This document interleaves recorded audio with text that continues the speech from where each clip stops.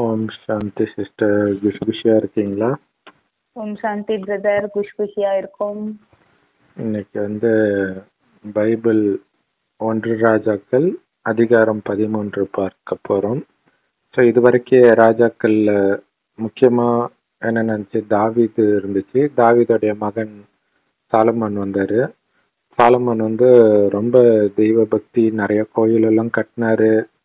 கடைசியில் என்ன ஆயிடுச்சு அப்படின்னா, கோயிலை கட்டுறதோட நிறுத்தாம பாக்குற பொண்ணெல்லாம் கட்ட ஆரம்பிச்சாரு. 700 மனைவிகள், 300 மறுமனையாட்டிகள், மொத்தத்துல 1000 மனைவிகள்னு வச்சுக்கோங்க. அப்படி இருந்தா என்ன ஆகுறது? ஆனா அது தப்பாக பைபிள்ல போட்டிருக்காது. அதான் சாத்தானுடைய சாமர்த்தியம். தப்பா எதை போட்டிருக்குன்னா, வேற வேற ஜாதிக்காரங்களை கல்யாணம் பண்ணிட்டாராம். அதுதான் பிரச்சனை. 1000 பேர் கல்யாணம் பண்ணது பிரச்சனை இல்லையா? அதான் சாத்தானுடைய சாமர்த்தியம். அதனால வெவ்வேறு ஜாதி பண்ணதுனால அந்த வெவ்வேறு ஜாதி சார்ந்த அந்த கடவுளுக்கு ஒரு கோயில் கட்டிட்டாருன்னா கடவுள் கோபம் வந்துருச்சு. கோபம் கடவுள் என்ன சொல்றாரு அப்படின்னா, நீ பண்ண தப்புக்கு தண்டனை நான் உனக்கு கொடுக்க மாட்டேன், உன் குழந்தைக்கு கொடுப்பேன். இது காமெடியா இல்ல? ஏன்னா இவருடைய அப்பாவுக்கு உன் மகனுக்கு ராஜ்யம் கொடுப்பேன்னு கடவுள் சத்தியம் பண்றாராம். அதனால மகன் என்ன பாவம் பண்ணாலும் அதுக்கான தண்டனை அவன் மகனுக்கு தான் கொடுப்பாராம். இதெல்லாம் கடவுளுடைய ஞானமாயிட்டு. அப்படி ஒன்னும் அவன் பண்றதுக்கு பேரு விபச்சாரம். பாக்குற பொண்ணுங்களெல்லாம் கல்யாணம் பண்றது. காமத்துக்கு அவன் அடிமையானான். அதுக்கான தண்டனை அப்படிங்கறதுதான் சொல்லணும். ஆனா இங்க வேற மாதிரி சொல்லிட்டாங்க. அது ஒண்ணு. அடுத்தது, இவனுக்கு பதிலாக மகனுக்கு தான் தண்டனை கிடைக்குது, ராஜ்யம் அபகரிக்கப்படுது அப்படின்ட்டு இவன் பண்ண பாவத்துக்காகன்னு சொல்லி இருக்கிறாங்க. ஆனா உண்மையிலே அங்க என்ன நடக்கும் அப்படின்னா, இவன் இறந்த பிறகு இவனுடைய பையனுக்கு இவன் உயிரோட இருக்கும்போதே கொஞ்சம் எதிரிகள்லாம் வந்துடுவாங்க. இருந்தாலும் இவன் கொலை பண்ணிடுவான்னு பயந்துட்டு எதிரி நாட்டுல போய் தஞ்சம் அடைஞ்சிடுவாங்க. அப்புறம் சாலமன் இறந்துட்டான்னு தெரிஞ்ச உடனே திரும்பி வருவாங்க. அதுக்குள்ள என்ன இருக்கும், சாலமனுடைய மகன் ராஜாவாக்கிடுவாங்க. இதுல நியாயமா இருக்கும். இது இப்ப நான் சொல்றது 12ஆம் அதிகாரம். இதுக்கு முந்தைய அதிகாரத்துல ராஜாவா தேர்ந்தெடுக்கிறதுக்காக வரும்போது மக்கள் எல்லாம் ராஜா கிட்ட போவாங்க. போய் என்ன சொல்லுவாங்க அப்படின்னா, உங்க அப்பா எங்களை ரொம்ப டார்ச்சர் பண்ணாரு, நீ டார்ச்சர் பண்ணலன்னா நாங்க உங்களை ராஜாவா ஏத்துக்கிறோம் அப்படின்னு சொல்லியிருக்காரு. ஸோ ராஜாவை எல்லாம் ஏத்துக்க மாட்டாங்க. ராஜா மகன் ராஜா தான். அப்ப அதுல சொல்லப்படுறது மக்களாட்சி. அது மக்களுக்கு புரியல. அது அப்ப போய் இத சொன்னோன்னே சரி நீங்க 3 நாள் கழிச்சு வாங்கன்னு மக்களை அனுப்பிச்சிடறான். அப்ப பெரியவங்களை கூப்பிட்டு கேட்கும்போது அவங்க சொன்னாங்க, நீ அவங்க சொல்ற மாதிரி நடந்துகிட்டன்னா உனக்கு உண்மையா இருப்பாங்க கடைசி வரைக்கும் அப்படின்னு பெரியவர்கள் இவனுக்கு ஆலோசனை பண்றாங்க. சரின்ட்டு அவங்கள அனுப்பிச்சிட்டு இவனோட வளர்ந்த இவன் வயசு பசங்களை கேட்கறாங்க. அவனுங்கெல்லாம் இளமை திமிர்ல, நீ எங்க அப்பா, அதாவது என்னுடைய சுண்டு விரல கூட எங்க அப்பாவுடைய இடுப்பை விட பெருசா இருக்குது, அதாவது அவ்வளவு ஸ்ட்ராங்கா இருக்காராம். அதனால அவரை விட நான் உனக்கு அதிக பாரத்தை தான் சுமக்க வைப்பேன். எங்க அப்பா சவுக்கால அடிச்சாருன்னா நான் உன்னை தேல் கடிக்க வைப்பேன்னு சொல்லு அப்படின்னு சொல்றான். இவனும் 3வது நாள் மக்கள் வரும்போது இந்த பசங்க சொன்னதுதான் எடுத்துட்டு அந்த மாதிரி சொல்றான். பெரியவங்க சொன்னது புறந்தள்ளிடுறான். அப்ப மக்கள் கடுப்பை, நீ உன் ராஜ்யத்தையே பார்த்துக்கொண்டு இவங்க எல்லாம் வெளில போயிடுறாங்க. இப்ப அவன் ஒரே ஒரு இடத்த மட்டும் ஆட்சி செய்வான். ஏன்னா அதுக்குதான் கடவுள் சொல்லியிருப்பாரு, ஒரே ஒரு இடத்த தவிர மற்ற எல்லா இடமும் இன்னொருத்தனுக்கு போயிடுன்ட்டு. அதே மாதிரி மக்கள் எல்லாம் அவனை தேர்ந்தெடுத்து அவனை ராஜா ஆக்கிடுவாங்க. ஸோ இங்க புரிஞ்சுக்க வேண்டிய விஷயம் என்னன்னா, அதுல கடவுள் சாலமோன் பண்ண தண்டனை, பாவத்துக்காக தண்டனையை மகனுக்கு கொடுப்பான்னு சொல்லி இருந்தால் கூட அங்க மகன் பண்ற பாவத்துக்கு தான் அங்க தண்டனை கிடைக்குது, அவன் அகங்காரத்துல ஆடுறதுனால. ஆனா அதுல என்ன ஒரு வார்த்தை போட்டிருக்கோம்னா, சாலமோனிடத்தில் கடவுள் சொன்னதை நிறைவேற்றுவதற்காக இப்படி நடந்தது. சாலமோன் கிட்ட இல்ல, இன்னொருத்தனுக்கு ராஜா பதவி கொடுப்பேன்ட்டு கடவுள் சொல்லியிருப்பாரு. அதுக்காக இப்படி கடவுள் பண்ண வச்சார். அதுக்காக கடவுள் பண்ண வச்சாருன்னு அப்ப என்ன அர்த்தம்? கடவுளே அவனை தப்பா பேச வச்சாருன்ற அர்த்தம் வந்துருது. இது குரான்லயும் இருக்கும், பைபிள்லயும் இருக்கும், கடவுளே தப்பு பண்ண வைக்கிறாருன்ட்டு. இந்து மதத்திலுமே இருக்கும். ஆனா அது அது உண்மையில் கடவுளுக்கு நிந்தனை. கடவுள் அப்படி பண்ண மாட்டாரு. ஸோ அது நடந்துக்கு மொத்தத்துல இது கர்மத்தின் விதிப்படி நடக்குது கரெக்டா. ஸோ அதே மாதிரி சாலமோனுக்கு கூட நிறைய எதிரிகள் உருவாகுறாங்க. இவன் பாட்டுக்கு புலனின்பத்துல மயங்கி கிடக்கிறதுனால எதிரிகள் உருவாகுறாங்க. ஸோ அதுவும் அவனுக்கு ஏற்ற தண்டனை வருது. ஆனா அவனுக்கு நிறைய புண்ணிய கணக்கு இருக்கிறதுனால அது அந்த அந்த நேரத்துல கொஞ்சம் பாதுகாத்ததுன்னு வேணா சொல்லிக்கலாம். அது அடுத்தடுத்த ஜென்மத்துல ஆனா அவனுக்கு. பிரதர் திருப்பி திருப்பி நம்ம பாவம் செய்யும்போது புண்ணிய கணக்கும் காலி ஆயிடும்ல பிரதர். ஆமா, காலியாயிடும். காலியான பிறகு அது அதுல அதிகமா புண்ணிய கணக்கை காலி பண்றதுதான் காமத்துடைய வேலையே. காமம் தான் ஃபர்ஸ்ட். அதுதான் அவன் பண்றான். ஏன்னா அதனாலதான் பிரதர் பாருங்களேன், இப்போ நம்ம சின்ன வயசுல இருந்து எவ்வளவோ தவறுகள் செஞ்சிருப்போம் நமக்கு தெரிஞ்ச இந்த பிறவியில. ஆனா ஃபர்ஸ்ட் நமக்கு மேரேஜ் ஆனதுக்கு அப்புறம் தான் அந்த கஷ்டத்தினுடைய அளவே நமக்கு வீரியம் அதிகமாகும். நம்ம அதை கஷ்டமாவே உணர்வோம். காரணம் காமம் தான். காமம், கரெக்ட். இதுல என்னன்னா இவன் வந்து நிறைய, அதாவது இவன் எவ்வளவு பணக்காரனா இருப்பான் சாலமன்னா, வெள்ளிக்கே மரியாதை இல்லையா, ஃபுல்லா தங்கம் தான் இருக்குமா. அப்ப அவ்வளவு பணக்காரன்னா எவ்வளவு புண்ணிய கணக்கு இருக்கும். அவ்வளவு புண்ணிய கணக்கையும் அவன் அழிச்சிடுறான் ஒரே பிறவியில. ஆமா, அதுதான் கடவுள் சொல்லுவாரு. இந்த 84 பிறவில கடைசி பிறவி, ஒரே ஒரு பிறவி எடுக்கிறவங்களா இருக்கிறாங்க. அவங்கதான் ரொம்ப பிரபலமா இருப்பாங்க, பணக்காரர்களா இருப்பாங்க. ஆனா அந்த ஒரே பிறவிலே அவங்க அழிச்சிடுவாங்க எல்லாத்தையும். அதுதான் இது வந்து ஒரு கொசு ஈசலுக்கு சமமான பிறவின்னு. ஒரே பிறவில அவன் என்ன சுகத்தை அனுபவிச்சிட முடியும்? அதுலயும் பாதி சுகம் பாதி துக்கம் வேற இருக்குது அவனுக்கு. ஆமா, கண்டிப்பா பிரதர். நம்ம எத்தனை பிறவிகள் எடுத்தாலுமே பாதி சுகம் பாதி துக்கம் தான். ஆமா, கண்டிப்பா. ஒரு பிறவி எடுத்தாலும் சரி, 100 பிறவி 50 பிறவி எடுத்தாலும் சரி, பாதி சுகம் பாதி துக்கம். சரி, ஓகே. இப்ப நம்ம 1 ராஜாக்கள் அதிகாரம் 13க்கு போறோம். இதுல இன்னொரு விஷயம் என்ன நடக்குதுன்னா, யெரொபெயாம் அப்படின்றவன் தான் இப்ப ராஜாவா இருக்கிறான். இவன் வந்து சாலமோனுடைய பையன் கிடையாது. மக்கள் அவனை நிராகரிச்சுட்டாங்க. இப்ப இவனை வந்து மக்கள் ராஜாவாக்கிட்டாங்க.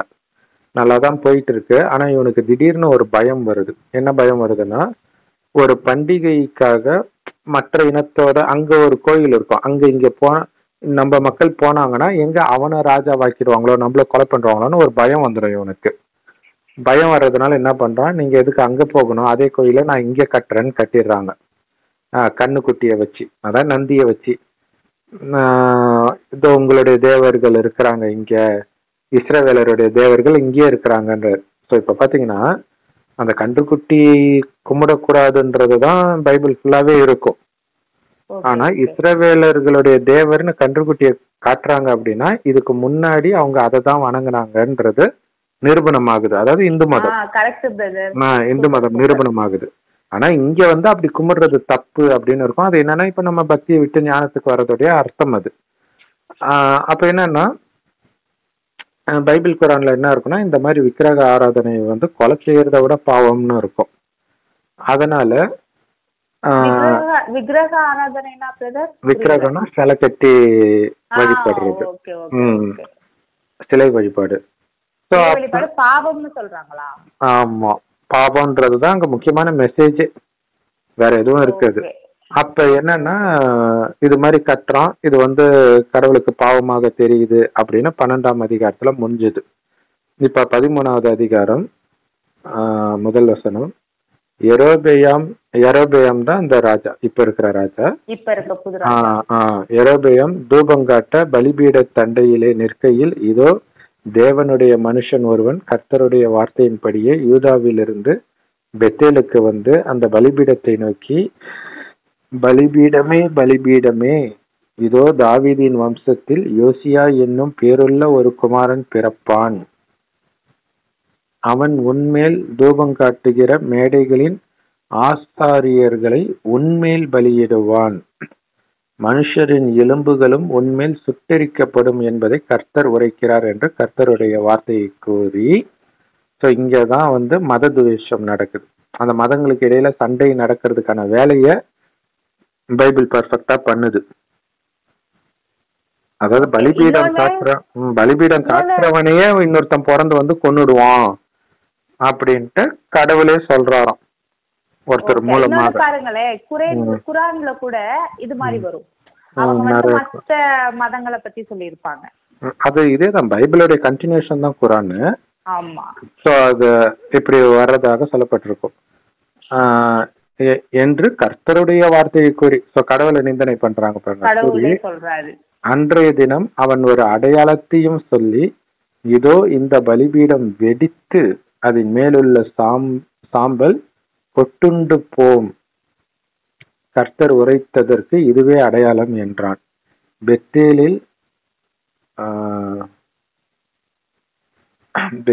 இருக்கிற அந்த பலிபீடத்திற்கு எதிராக தேவனுடைய மனுஷன் கூறின வார்த்தையை ராஜாவாகிய யெரொபெயாம் கேட்டபோது, அவனை பிடியுங்கள் என்று தன் கையை பலிபீடத்திலிருந்து நீட்டினான். அவனுக்கு விரோதமாய் நீட்டின கை தன்னிடமாக முடக்கக்கூடாதபடிக்கு மறுத்து போயிற்று. பயமுறுத்தக்கூடிய விஷயங்கள் நிறைய இருக்கு பாருங்க. அதாவது அப்படி சொன்னவனை புடிடான்னு சொன்னவனே அப்படி கை இழுத்துச்சு, மடக்க முடியல ராஜாவுக்கு. சோ இந்த பயத்தின் அடிப்படையில் தான் மதங்கள் உருவாக்கப்படுதுன்னு நாஸ்திகர்கள் பேசுறதுக்கு இது ஒரு உதாரணமா இருக்கு. இதெல்லாமே பைபிள் குரான்ல தான் இருக்குமே, ஆனா அவங்க இந்து மதத்துல இருக்குது அப்படின்னு சொல்லுவாங்க. அதுதான் இன்னொன்னு பாருங்களேன், நம்ம பக்தி மார்க்கத்துல இருக்கிறவங்க கூட இதெல்லாம் படிக்க மாட்டோம். ஆனா நாஸ்திகர்கள் படிச்சுட்டு அதை நோட் பண்ணி சொல்றாங்க பாருங்க, உங்க இதுல இவ்வளவு தவறுகள் இருக்கு அப்படின்ட்டு. இல்ல அது இந்து மதத்துல, ஆமா வெளிநாட்டுல கிறிஸ்தவ மதத்துல இருக்குதுன்றத சொல்லுவாங்க, இங்க இருக்கிறவங்க இந்து மதத்துல இருக்குன்னு தான் சொல்லிட்டு இருப்பாங்க. சரி.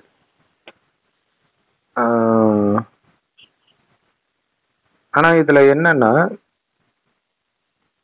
இதுவே நாஸ்திகம் வளர்றதுக்கு காரணம் ஆயிடுச்சு. ஏன் அப்படின்னா, ஒண்ணு கடவுள் இப்படி பண்ண மாட்டாரு, ஒண்ணு. இன்னொன்னு, அந்த மாதிரி கோயிலை இடிக்கிறதெல்லாம் இப்ப சைனா போன்ற நாடுகள்லாம் நடக்குது, சர்ச்சை இடிக்கிறதெல்லாம். எல்லாம் நல்லா தானே இருக்கிறாங்க. அப்ப கடவுள் இல்லன்னு ஆயிடுது இல்ல.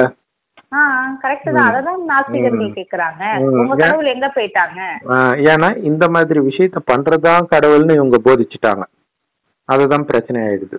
இன்னொன்னு பிரதர், அதாவது கோயில இடிச்சாலும் கடவுள் வரமாட்டாரு, பெரிய பெரிய விபத்துகள் பேரழிவுகள் ஏற்படும் பொழுது மக்களை காப்பாத்தல, அப்ப கடவுள் இல்லன்னு நினைச்சுக்கிறாங்க. அவ்வளவுதான், அததான் சொல்றாங்க. கடவுள் சொல்றது என்னன்னா, நானா உன்னை மதத்தை படைக்க சொன்னேன், நானா உன்னை கோயில் மசூதி சர்ச்சு கட்ட சொன்னேன், அதுக்கு எனக்கு சம்பந்தம் இல்லை, உங்களுக்கும் சம்பந்தம் இல்லை, விலகி இருங்க, உயிரோட்டமா இருக்கிற என் ஒருவனின் நினைவில் இருங்கன்ற. இதுதான் கடவுளுடைய ஞானம். சரி, ஓகே. இங்க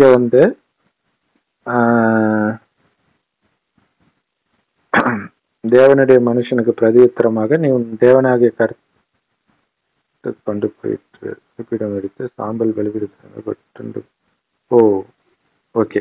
தேவனுடைய மனுஷன் கர்த்தருடைய வார்த்தையால் குறித்திருந்த அடையாளத்தின்படியே பலிபீடம் வெடித்து சாம்பல் பலிபீடத்திலிருந்து கொட்டுண்டு போயிற்று. அப்பொழுது ராஜா தேவனுடைய மனுஷருக்கு பிரதியுத்தரமாக, நீ உன் தேவனாகிய கர்த்தருடைய சமூகத்தை நோக்கி வேண்டிக் கொண்டு என் கை முன்போல் இருக்கும்படிக்கு எனக்காக விண்ணப்பம் பண்ண வேண்டும் என்றான். அப்பொழுது தேவனுடைய மனுஷன் கர்த்தருடைய சமூகத்தை நோக்கி வருந்தி விண்ணப்பம் செய்தான். ராஜாவின் கை முன்னிருந்தபடி சீர்பட்டது. இன்னைக்கு நிறைய பாதிரியார்கள் உருவாவதுக்கு இதுதான் காரணமாக இருக்குது. கடவுள்கிட்ட இவங்க நேரடியா வேண்ட முடியாது, ஒருத்தர் விண்ணப்பம் பண்ணணுமா, உங்களுக்காக நாங்க ஜபிக்கிறோம், உங்களுக்காக ஜபிக்கிறோம்னு சொல்றாங்க இல்லையா. சோ அங்க இருக்கக்கூடிய விஷயங்கள் எல்லாம் இந்த இடத்துல இருந்துதான் வெளிப்படுது. இப்ப இவன் பாதிக்கப்பட்டான், அப்ப இவன் தானே கடவுள் கிட்ட வேண்டணும், இன்னொருத்தனை வேண்ட சொல்லுவாங்க. அதேதான் இங்க இயேசு உனக்காக பலி கொடுக்கப்பட்டார், இங்க இருக்கிறது எக்ஸ்டென்ஷன் தான் அது. சரி, இவர் வேண்டினவனே கை சரியாயிடுச்சு. அப்பொழுது ராஜா தேவனுடைய மனுஷனை நோக்கி, நீ என்னோட கூட வீட்டுக்கு இளைப்பாரு, உனக்கு வெகுமானம் தருவேன் என்றான். தேவனுடைய மனுஷன் ராஜாவை நோக்கி, நீர் எனக்கு உம்முடைய வீட்டில் பாதி கொடுத்தாலும் நான் உம்மோடே வருவதில்லை. இந்த ஸ்தலத்தில் அப்பம் புசிப்பதும் இல்லை, தண்ணீர் குடிப்பதும் இல்லை. ஏனென்றால் நீ அப்பம் புசியாமலும் தண்ணீர் குடியாமலும் போன வழியாய் திரும்பாமலும் இரு என்று கர்த்தர் தம்முடைய வார்த்தையால் எனக்கு கட்டளையிட்டிருக்கிறார் என்று சொல்லி. இது ஒரு காரணம், கிறிஸ்தவர்கள் வெளியில இந்துக்கள் வீட்டுல சாப்பிட மாட்டாங்க, குறிப்பாக படைச்சதை சாப்பிட மாட்டாங்க. அதுதான் அடுத்தது மீன்ஸ் அந்த இந்து தெய்வங்களுக்கு படைத்த உணவை, பிரசாதம்னு நம்ம சொல்றோம் படைத்த உணவை. ஏன்னா இங்க வந்து இவர் அந்நிய தேவனை வழிபட்டுட்டாரு இல்லையா, அதனால அவங்க கிட்ட நீ எதையும் சாப்பிடாத குடிக்காதன்னு கடவுள் சொல்லி அனுப்பிச்சாராம். இது ஒரு பிரிவினை தானே ஏற்படுத்துறாங்க. பிரிவினை விஷயம் அதான். இது சாத்தானுடைய விஷயத்த கடவுளுடைய விஷயம்னு சொல்லிட்டாங்க. பட் இறைவன் என்ன சொல்றாரு, எல்லாரையுமே ஆத்மாவா பாருங்க, அவ்வளவுதான். இதுல காமெடி என்னன்னா, இந்துக்கள் கரிமீனே சாப்பிடாம இருந்தாங்க, அவங்க வீட்டுல இவங்க சாப்பிடாம இருப்பாங்க. அதுதான் காமெடி. ஆக்சுவலா அந்த காலத்துல இந்துக்களே சாப்பிட மாட்டாங்க அவங்க கிட்ட. பட் இப்ப எல்லாரும் சமன்ட்டு அவங்க வரும்போது இவங்க சொல்றாங்க உங்க உணவை நாங்க சாப்பிட மாட்டோம்ட்டு. ஸோ அப்படி போயிடுச்சு. இதை வந்து கடவுள் சொன்னார், அதனால நான் சாப்பிட மாட்டேன்னு சொல்றார். அவன் பெத்தேலுக்கு இதுல ஆக்சுவலா கடவுளுடைய ஞானமும் இருக்குது. பக்தி மார்க்கத்துல இது பிரிவினையை உண்டாக்கிடுச்சு. பட் கடவுளுடைய ஞானம் என்னன்னா, நம்ம வெளியில சாப்பிடுறது கிடையாது தானே, நம்ம எங்கேயுமே சாப்பிடுறது கிடையாது. இங்கேன்னு இல்லை, எங்கேயுமே சாப்பிடுறது கிடையாது. இறைவனுடைய ஞானம். உண்மையான இறைவன் அனைவரும் சமம், பொதுவான நியதியை கூறுறாரு. எங்கேயுமே வெளியில சாப்பிடாதீங்க, இறைவன் நினைவுல சமைச்சு நீங்களே சாப்பிடுங்க.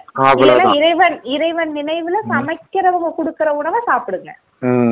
பட் இந்த மதங்கள்னால பிரிவினை உண்டாகுது. பிறப்புனால எதுவும் பண்ணல. மதங்களை வச்சு யாரா இருந்தாலும் இறைவனை ஏத்துக்கிட்டு இறைவனுடைய ஞானத்தை கேட்டு இறைவனை செவ்வானத்தில் நட்சத்திரம் மாதிரி நினைவு பண்ணி அவங்க கையால சமைத்ததை நீங்க சாப்பிடலாம். அவங்க எந்த மதத்தை சார்ந்தவர்களாக இருந்தாலும் சரி, எந்த ஜாதியை சார்ந்தவர்களாக இருந்தாலும் சரி. ஆனா இங்க அப்படி கிடையாது. இந்து தெய்வம்னா நீ சாப்பிடாத. அப்ப அது பிரிவினை இல்லாம என்ன, அதுதான் பிரச்சனை. சரி. ஸோ இப்படி எனக்கு கட்டளை இட்டு இருக்காரு, தண்ணி கூட தேசத்துல குடிக்கூடாதுன்னு சொல்லிக்கன்னு சொல்லிட்டு அவன் பெத்தேலுக்கு வந்த வழியாய் திரும்பாமல் வேறு வழியாய் போய்விட்டான். ஸோ அந்த மூட நம்பிக்கையுடைய உச்சம். கடவுள் இந்த பக்கம் வந்து நீ வேற வழியா போன்னு சொன்னாராம், வந்த வழியை கூட போவாத அப்படின்ட்டு. அப்ப என்னன்னா இதுல சொல்லப்பட்டதை நீ கண்ணை மூடிட்டு நம்பு, இல்லைன்னா உனக்கு தண்டனை. இதான் இது போதிக்குது. அப்ப வந்துட்டு அது பயந்துகிட்டு எல்லாரும் ஃபாலோ பண்றாங்க.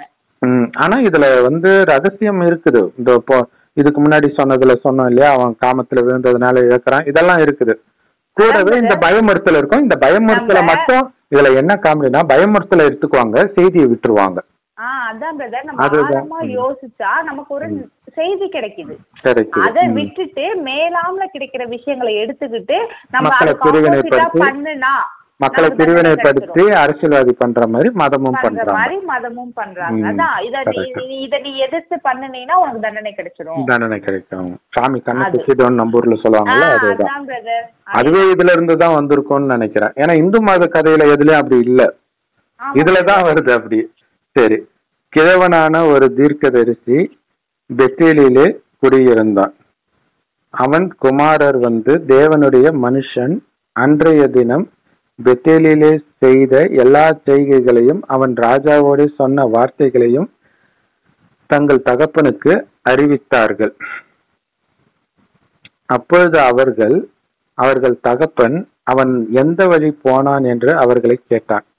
யூதாவிலிருந்து வந்த தேவனுடைய மனுஷன் போன வழி இன்னதென்று அவன் குமாரர் பார்த்திருந்தபடியால் அவன் தன் குமாரருடனே கழுதையின் மேல் சேணம் வைத்து கொடுங்கள் என்றான்.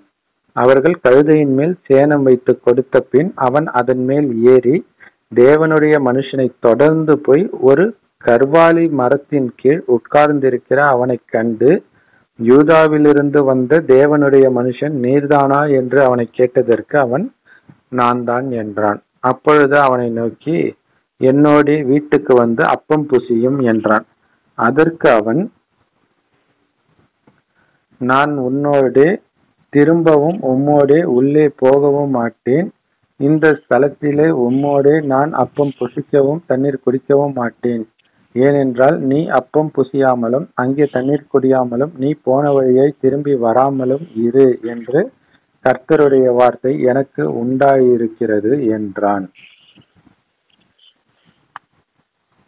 இது ஒரு விதத்துல பாத்தீங்கன்னா நம்மளுடைய ஞானமும் வருது. என்ன அப்படின்னா, இங்க கலியுகத்தின் விஷயத்த நம்ம சாப்பிட்றது இல்லை, குடிக்கிறது இல்லை இருக்குது. இன்னொன்னு போன வழியை திரும்ப வராம இருன்றது இப்படி எல்லாம் நம்ம நியமத்தை ஃபாலோ பண்றதுனால மீண்டும் கலியுகத்தில் நாம பிறக்கிறது கிடையாது. இதோட வேற யுகத்துக்கு போயிடுறோம். மற்றவர்கள் மீண்டும் அதே கலியுகத்துல பிறக்கிறாங்க, வந்த வழியே மீண்டும் வராங்கன்னு வருது. அவங்க வந்துட்டு வந்த வழியே மீண்டும் வராங்க. நம்ம திரும்பி வந்த வழிக்கு வர்றதுக்கு ஒட்டுமொத்தமா இங்க இருந்து எஸ்கேப் ஆகி போயிடுறோம். அதான் கடவுள் சொல்லுவார் இல்லையா நமக்கு பிரம்மகுமாரிகள் மூலமாக, தீர்த்த ஸ்தலத்துக்கு போறவங்க திரும்பி வீட்டுக்கு வருவாங்க, ஆனா நீங்க திரும்பி இங்க வர்றது கிடையாது, நேரா சொர்க்கத்துக்கு போயிடுறீங்கன்ற. சோ அந்த ரகசியம் இதுல ஒளிஞ்சிருக்கு. ஆமா பிரதர், எல்லாரும் சொர்க்கத்துக்கு போகணும்னு தானே அந்த யாத்திரைகள் சொல்றாங்க. கரெக்ட். ஆனா மீண்டும் அவங்க வீட்டுக்கு தான் வராங்க, திருப்பி இந்த கலியுகத்திலேயே தான் இருக்காங்க. ஏன்னா இது நினைவுனால பண்ற யாத்திரையின் மூலமா தான் சொர்க்கத்துக்கு போக முடியுமே தவிர ஸ்தூலமான காலை வச்சு சபரிமலைக்கோ மெக்காவுக்கோ அல்லது ஜெருசலேமுக்கோ போறதுனால யாரும் சொர்க்கத்துக்கு போக முடியாது. இன்னொன்னு பாருங்க பிரதர், அப்படி போகும் பொழுதே நிறைய விபத்துகள் ஏற்படுது, நிறைய மரணங்கள் ஏற்படுது. இப்ப மெக்கால 1000க்கும் மேற்பட்டவர்கள் இறந்தாங்க வெயில். அதான் அங்காணிகள் கேக்குறாங்க, நீங்க இறைவனை தேடிதான் போனீங்க, இறந்துட்டீங்க, இறைவன் எங்க போனாருன்னு கேக்குறாங்க. இறைவன் எங்களை கூப்பிட்டுக்கிட்டாருன்னு சொல்லிக்க வேண்டியதுதான், அவ்வளவுதான். சரி. அதற்கு அவன்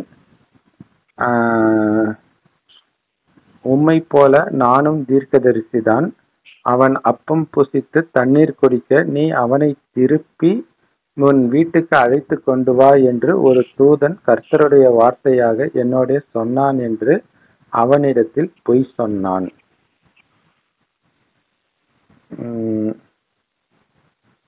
கர்த்தருடைய வார்த்தையாக என்னோட சொன்னான் என்று அவனிடத்தில் பொய் சொன்னான். அப்பொழுது அவன் இவனோடு திரும்பி போய் இவன் வீட்டிலே அப்பம் புசித்து தண்ணீர் குடித்தான்.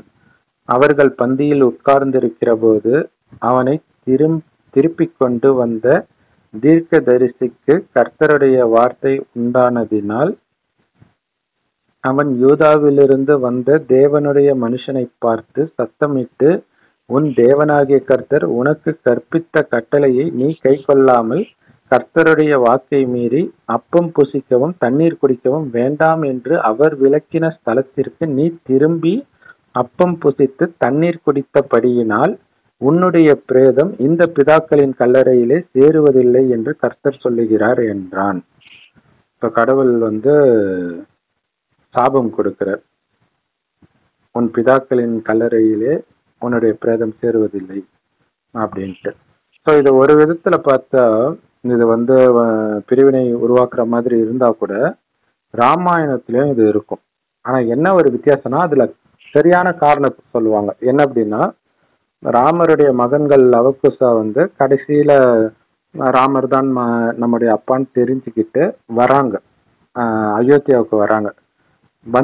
ஊர் முழுக்க பாட்டு பாடுறாங்க. ஏன்னா நம்ம அன்னை மேல உள்ள களங்கம் நீங்கணும், அன்னை பரிசுத்தமானவரும் தெரியணும்னு பாட்டு பாடிக்கிட்டே வருவாங்க. ஸோ அப்படியே ராமருடைய கதை அப்படியே ஒருத்தன் சொல்றான்ட்டு ஊர் ஃபுல்லா பேசுவாங்க. ராமருக்கும் தெரியும், ராமர் அழைப்பார். அப்ப இந்த 2 பேரும் போய் அங்கேயே பாடுவாங்க. ஸோ அப்ப ராமர் ராஜா இல்லையா, சரி வாங்க சாப்பிடலான்னு விருந்துக்கு கூப்பிடுவாங்க. அப்ப அவன் 2 பசங்க சொல்லுவாங்க, மன்னிக்கணும் ராஜா, நாங்க அயோத்தியாவில சாப்பிடவும் மாட்டோம், தண்ணி குடிக்கவும் மாட்டோம். ஏன்னா ஒரு கற்புக்கரசிய களங்கம் பண்ணின இந்த தேசத்தில், இந்த பாவப்பட்ட தேசத்தில் நாங்க சாப்பிடவும் மாட்டோம் குடிக்கவும் மாட்டோம்னுவாங்க. அப்ப அங்க காரணம் சொல்றாங்க இல்லையா, இது ஒரு மிகப்பெரிய பாவத்தை இழைச்சிருக்குது, இந்த பாவம் செஞ்ச நாட்டில் சாப்பிடுறதே பாவம். சோ இப்ப நம்மளுமே அப்படி வச்சுக்கலாம். ஏன்னா இங்க ஒரு தூய்மையான இல்லற மார்க்கத்தை விபச்சார இல்லற மார்க்கமா மாத்திட்டாங்க, காமம் ஆயிடுச்சு. சொர்க்கத்துல காமமே கிடையாது. சோ அதுதான் இயேசு என்னுடைய அப்பாவுடைய ஆலயத்தை நீங்க விபச்சார விருதியா மாத்திட்டீங்கன்னு காட்டி சொல்லியிருக்காரு. அப்ப அப்பாவுடைய ஆலயம்ன்றது சொர்க்கமாக இருந்த பாரதம். இன்னைக்கு உலகம் ஃபுல்லா பாரதம் உட்பட வேசியாலயமா மாறிடுச்சு. ஒரு பெண்ணை பார்த்தாலே நீ விபச்சாரம் பண்ணிட்டேன்னு இயேசு சொன்னபடி பாத்தீங்கன்னா இல்ல, நிஜமாகவே காமத்திலே ஈடுபட ஆரம்பிச்சுட்டாங்க. இப்ப அந்த அளவுக்கு மோசம் ஆயிடுச்சு. சோ அப்ப இந்த மாதிரி மோசமான இடத்துல இருக்கிற உணவை சாப்பிட்டா நானும் இல்ல கெட்டு போயிடுவேன். அதனால கடவுள் சொல்றாரு சாப்பிடாதீங்க குடிக்காதீங்கன்ட்டு. ஆனால் இந்த ஒரு தடவை தானே சாப்பிடுன்னு நண்பர் சொல்லலாம், பாரு நீ எவ்வளவு ஒல்லி ஆயிட்ட பாரு, கறிமீன் சாப்பிடுன்னு உங்க அப்பா அம்மா கணவன் சொல்லலாம், குழந்தை இப்படி சொல்லி கேட்டு சாப்பிடுறவங்களும் இருக்கிறாங்க. ஸோ அப்ப அவங்களுக்கான தண்டனை என்ன அப்படின்னா, இங்க அப்புறம் இந்த மகாபாரதத்துல இதை முடிச்சிடுறேன். அவங்களுக்கான தண்டனை என்னன்னா, சொர்க்கத்துக்கு வந்துருவாங்க. பட் நம்ம போறதுடைய லட்சியம் வந்து சொர்க்கத்தின் ஆரம்பத்துல வரணும். ஸ்ரீ நாராயணனா, ஏன்னா 5 வருட காலச்சக்கரத்தில் முதல் பாதி சொர்க்கம். அப்ப அதுல முதல் வருடத்திலே பிறக்கணும், அதான் லட்சியம். ஆனா முதல்ல பிறக்காம கடைசியில பிறக்கும். அதுதான் உன் பிதாக்களின் கல்லறையில் நீ சேருவதில்லைன்னா என்ன அர்த்தம்? பிதாக்களின் பிதாக்கள் பிதாக்கள் பிதாக்கள்னு போனீங்கன்னா ஆரம்பத்துல வரவங்க. அங்க நீ இறக்க மாட்டேன்னா என்ன அர்த்தம்? அங்க நீ பிறக்கவும் மாட்டேன்னு அர்த்தம். புரியுதா உங்களுக்கு? புரியுது பிரதர். சரி சொல்லுங்க சிஸ்டர், நீங்க ஏதோ சொன்னீங்க. இது உணவுக்கு சம்பந்தமா மகாபாரதத்திலையும் பாருங்க, பீஷ்மர் இருப்பாரு. பீஷ்மர் வந்துட்டு துரியோதனன் பண்றதை ஏன் எதிர்த்து கேட்கலன்னு கேட்டப்ப, துரியோதனன் போடுற சாப்பாடை நான் சாப்பிட்டு இருக்கேன், அந்த நன்றி உணர்வு இருக்கு, அது இல்லாம அவங்க பண்ற பாவம் என்னையும் சேரும். சாப்பாட்டுக்கு அவ்வளவு இம்பார்ட்டன்ஸ் கொடுக்கறாங்க. சோ அதனாலதான் இந்த ஞானத்துல நீங்க இறைவன் நினைவுல இருந்து நீங்க சாப்பிடுங்கன்னு சொல்றதுக்கான காரணம் அதுதான். நம்ம யார் கையால உணவு சாப்பிடுறோமோ அவங்களுடைய எண்ணம் கூட நமக்கு வரும். ஸ்ரீகிருஷ்ணரு அந்த அமைதி பேச்சுவார்த்தைக்கு வரும் பொழுது விருந்துக்கு ஏற்பாடு பண்ணுவான் துரியோதனன், கிருஷ்ணர் மனசை மாத்ததுக்காக. கிருஷ்ணர் யுக்தியாக என்ன பண்ணிடுவாரு, வா விருதா உன் வீட்டுல நான் சாப்பிடுறேன்ட்டு விருதன், அவருக்கு என்ன விதுரன் வீட்டுக்கு. அப்ப ஒருத்தருக்கு சாப்பிட்டா கடன் பட்டுடுறோம். அதுவும் இருக்குது. அதுல இருந்து நம்ம விடுபடுறோம். அது உண்மைதானே, சாப்பிட்டா கடன் பட்டுறோம்ல. அப்ப பாருங்க, அப்ப இவங்க கர்ணனுக்கு பாட்டே பாருங்க, செஞ்சோட்டு கடன் தீர்க்க சேராத இடம் சேர்ந்து வஞ்சத்தில் வீழ்ந்தாயடா கர்ணா. கரெக்ட். அந்த மாதிரி மீண்டும் நீங்க கலியுகத்துல பிறந்துடக்கூடாது, கடன் படக்கூடாதுன்னு தான் அஞ்ஞானிகள் கிட்ட சாப்பிடாதீங்கன்னு கடவுள் சொல்றாரு. இப்ப நமக்கு எதுக்காக சாப்பிடாம இருக்கிறோம் காரணம் இருக்குது. அவங்களுக்கு என்ன காரணம்? ஒண்ணும் கிடையாது, பைபிள்ல போட்டிருக்கு, நாங்க சாப்பிட மாட்டோம், இல்லன்னா கடவுள் கண்ணு குத்துவார், அதுதானே போட்டிருக்குது. இதுல எதனாலன்னு போடல இல்ல, அதனாலதான் இது பக்தி. ஆனா இதுல உண்மை இருக்குது, ஆனா காரணம் இல்லாதனால இது மூட நம்பிக்கை ஆயிடுச்சு. காரணம், இப்ப இந்துக்கள் பண்ற நிறைய விஷயத்துக்கு பின்னாடி ரகசியம் இருக்குது, ஆனா தெரியாம பண்றதுனால அது மூட நம்பிக்கை. தெரியாது பிரதர், நம்ம ஒரு விஷயத்தை ஃபாலோ பண்ணுவோம், பட் ஏன் ஃபாலோ பண்றோம், எதுக்கு ஃபாலோ பண்றோம் நமக்கே தெரியாது. அப்ப அது மூட நம்பிக்கை தானே. அப்ப அது மூட நம்பிக்கை தானே.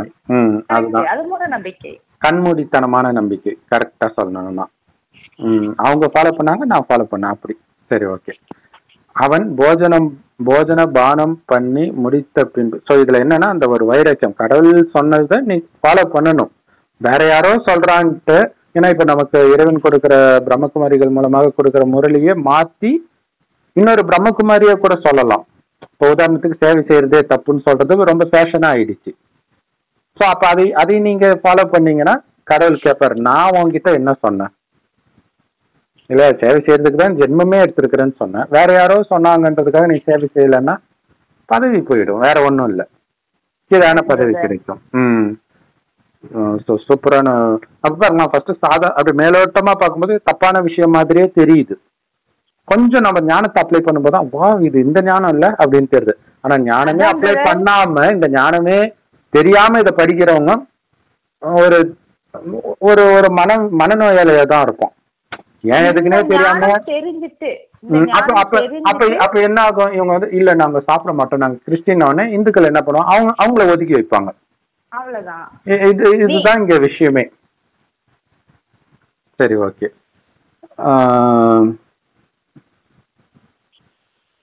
அவன் போஜன பானம் பண்ணி முடிந்த பின்பு அந்த தீர்க்கதரிசியை திருப்பி கொண்டு வந்தவன் அவனுக்கு கழுதையின் மேல் சேணம் வைத்து கொடுத்தான். அவன் போன பிற்பாடு வழியிலே ஒரு சிங்கம் அவனுக்கு எதிர்பட்டு அவனை கொன்று போட்டது. எப்படி பயமுறுத்துறாங்க பாத்தீங்களா? ஆனா இதோடைய அர்த்தம் என்னன்னா, எப்ப நீங்க இறைவனுடைய ஞானத்தை மீறிட்டீங்களோ அப்ப நீங்க செத்துட்டீங்கன்னு அர்த்தம். அப்படின்னா என்ன அர்த்தம்னா, இறைவன் இந்த சொர்க்கத்தின் போற வழியில நீங்க வரல, இறந்துட்டீங்கன்னு அர்த்தம். அப்படின்னா என்ன, கலியுகத்திலே வாழறீங்கன்னு அர்த்தம். ஸோ இங்க இந்த ரகசியம் தெரியாம வேற விஷயமா பார்க்கும்போது காமெடியா இருக்கு நமக்கு, சிங்கம் வந்து கொண்டு போட்டுச்சு அப்படின்ட்டு. அப்படிங்கிறது விகாரம்னு கூட எடுத்துக்கலாம். அப்படியே எடுத்துக்கலாம். ஆனா இத கண்ணை மூடிட்டு கிறிஸ்டியன்ஸ் ஃபாலோ பண்றாங்கன்னா அவங்க எவ்வளவு அறியாமையில இருக்காங்க. ஏன்டா டேய், நீ இந்து வீட்டுல இருந்து சாப்பிட்டனா உன்ன வழியில சிங்கம் வந்தாடா சாப்பிடுவான் இல்ல, அதுவும் சாமிக்கு படைச்சத. வெளியில அவன் ரோட்ல சாப்பிடுவான், விபச்சார விடுதியில கூட சாப்பிடுவான், ஆனா சாமிக்கு படைச்சதை மட்டும் சாப்பிட மாட்டானா. இது எவ்வளவு பெரிய காமெடி. சரி, ஓகே.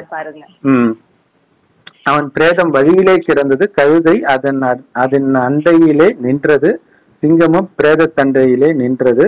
அந்த வழியே கடந்து வருகிற மனுஷர் வழியிலே கிடக்கிற பிரேதத்தையும் பிரேத தண்டையிலே நிற்கிற சிங்கத்தையும் கண்டு கிழவனான தீர்க்கதரிசி குடியிருந்த பட்டணத்திலே வந்து சொன்னார்கள். அவனை வழியிலிருந்து திரும்ப பண்ணின தீர்க்கதரிசி அதை கேட்டபோது, அவன் கர்த்தருடைய வாக்கை மீறின தேவனுடைய மனுஷன்தான். கர்த்தர் அவனுக்கு சொன்ன வார்த்தையின்படியே கர்த்தர் அவனை ஒரு சிங்கத்திற்கு ஒப்பு கொடுத்தார். அது அவனை முறித்து கொன்று போட்டது என்று சொல்லி தன் குமாரரை நோக்கி, எனக்கு கழுதையின் மேல் சேணம் வைத்து கொடுங்கள் என்றான். அவர்கள் சேணம் வைத்து கொடுத்தார்கள். அப்பொழுது அவன் போய் வழியிலே கிடக்கிற அவன் பிரேதத்தையும் பிரேத தண்டையிலே கழுதையும் சிங்கமும் நிற்கிறதையும் கண்டான். அந்த சிங்கம் பிரேதத்தை தின்னவும் இல்லை, கழுதையை முறித்து போடவும் இல்லை. அப்போது கிழவனான அந்த தீர்க்கதரிசி தேவனுடைய மனுஷனின் பிரேதத்தை எடுத்து அதை கழுதையின் மேல் வைத்து அதற்காக துக்கம் கொண்டாடவும் அதை அடக்கம் பண்ணவும் அதை தன் பட்டணத்திற்கு கொண்டு வந்து அவன் பிரேதத்தை தன்னுடைய கல்லறையிலே வைத்தான். அவனுக்காக ஐயோ என் சகோதரனே என்று புலம்பி துக்கம் கொண்டாடினார்கள். அவனை அடக்கம் பண்ணின பின்பு அவன் தன் குமாரரை நோக்கி, நான் மரிக்கும்போது தேவனுடைய மனுஷன் அடக்கம் பண்ணப்பட்ட கல்லறையிலே என்னையும் நீங்கள் அடக்கம் பண்ணி அவன் எலும்புகள் அண்டையிலே என் எலும்புகளையும் வையுங்கள். அவன் பெத்தேலில் இருக்கிற பலிபீடத்திற்கும் சமாரியாவின் பட்டணங்களில் இருக்கிற மேடைகளாகிய சகல கோவில்களுக்கும் விரோதமாக கூறின கர்த்தருடைய வார்த்தை நிச்சயமாய் நிறைவேறும் என்றான்.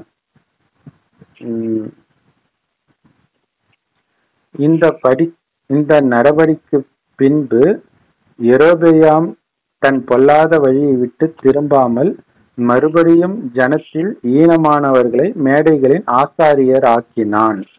எதை சொல்றாரு தெரியுது அவங்களுக்கு? இதுல எப்படின்னா, இப்ப எப்படி பிராமணர்கள் மட்டும் பூசாரி ஆகணும்ன்ற ஒரு வழக்கம் இந்து மதத்துல இருந்துச்சோ, அதே மாதிரி கிறிஸ்தவ மதத்துல லேவியர்ன்ற ஒரு இனம் மட்டும்தான் ஆசாரியர்களா பூசாரியா இருப்பாங்க. பூசாரி அப்ப இப்ப யார் வேணாலும் படிக்கிற மாதிரி ஆயிடுச்சு. அப்ப ஈனமான ஒருத்தரை ஆசாரியர் ஆக்கினான் அப்படின்னா என்ன அர்த்தம்? கீழ் ஜாதிக்காரங்களை ஆக்குறாங்க. இப்ப நடக்கிற விஷயத்த தான் அங்க சொல்றாங்க. யார் வேணாலும் ஆகலான்னு வந்துருச்சு இல்லையா? சோ இது வந்து கடவுளுக்கு விரோதமான செயல்னு இதுல சொல்லப்படுது. அப்படி பார்த்தனா கிறிஸ்தவர்களே பைபிளை ஃபாலோ பண்ணலன்னு தான் அர்த்தம். சரி, எவன் மேல் அவனுக்கு மனது இருந்ததோ அவனை பிரதிஷ்டை பண்ணினான். அதாவது தன் மன இஷ்டப்படி இவனை பூசாரியாக்கு அவனை பூசாரியாக்குன்னு ஆக்கிடுறான். அப்படிப்பட்டவர்கள் மேடைகளின் ஆசாரியர் ஆனார்கள். யெரொபெயாமின் வீட்டாரை பூமியின் மேல் வைக்காமல் அதம் பண்ணி அழிக்கும்படியாக இந்த காரியம் அவர்களுக்கு பாவமாயிற்று. ஸோ அப்ப யெரொபெயாமின் வீட்டாரை பூமியின் மேலே அதம் பண்ணி அழிக்கும்படியாக. ஓகே, அப்ப வந்து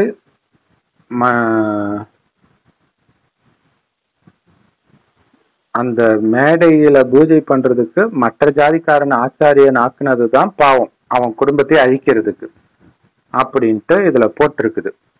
ஆனா இதுல உண்மையான மெசேஜ் என்ன அப்படின்னா, சொர்க்கத்திலயும் வேலைக்காரங்க இருப்பாங்க, அங்க பூசாரி எல்லாம் இருக்க மாட்டாங்க, ஏன்னா அங்க கோயில் இருக்காது. இந்துக்கள் வழிபடுற தெய்வங்கள் அங்க உயிரோட்டமாக இருப்போம், நம்ம தான் இருப்போம் தேவதையாக. ஆனால் அங்க வேலைக்காரர்கள் இருப்பாங்க, வேலைக்காரனுக்கு பிறந்தவன் வேலைக்காரனா தான் இருப்பான், ராஜாவுக்கு பிறந்தவன் ராஜாவா தான் இருப்பான். எல்லாரும் அவன் வேலையை முழு திருப்தியோட நிம்மதியோட செய்வாங்க. நீ எதுக்குடா நான் பண்ணணும், ஏன் நான் உழைக்கணும், நீ மட்டும் சாப்பிடணுமா, இந்த மாதிரி எண்ணமே அங்க வராது. எப்ப மனுஷனுக்கு அந்த எண்ணம் வருதோ அப்பதான் பிரச்சனை உருவாகுது. அதோடைய வெளிப்பாடு தான் அவன் மட்டும்தான் சாமி கும்பிடணுமா, அவன் மட்டும்தான் பூஜை பண்ணுமா, நாங்க பண்ண மாட்டோமா அப்படிங்கிற எண்ணம் வருது. ஆனா அந்த எண்ணத்திற்காக தண்டனை கிடைக்கல, அந்த எண்ணம் வருவதற்கு முன்பு அவன் நிறைய பாவத்தை பண்ண ஆரம்பிச்சுட்டு இருப்பான், அதற்காக தண்டனை கிடைக்குது. ஆனா இந்த விஷயத்தை ஓப்பனாக தெளிவாக பைபிள்ல சொல்லப்படல இந்த இடத்துல. ஸோ அதுதான் பிரச்சனை. ஆனாலும் இந்த அவங்க இதை ஃபாலோ பண்றது கிடையாது. ஆனாலும் அவங்க இதை ஃபாலோ பண்றது கிடையாது. சொல்லுங்க. இப்பயுமே பிரதர் சிலர் அவங்க கடமையை கரெக்டா செய்யறாங்க. பட் இடையில இருக்கிறவங்க நீ அப்படி இருக்கேன்னு சொல்லி மாத்தி விடுறது இருக்காங்க இல்லையா, அந்த பேச்சை கேட்டுக்கிட்டு இவங்களும் பாவம் செய்ய ஆரம்பிச்சிடுறாங்க. கண்டிப்பா அப்படித்தானே எல்லாருமே மாறுறது. எல்லாம் கரெக்ட். Okay sister. ஸோ இந்த அதிகாரம் முடிஞ்சிருச்சு. ஓம் சாந்தி.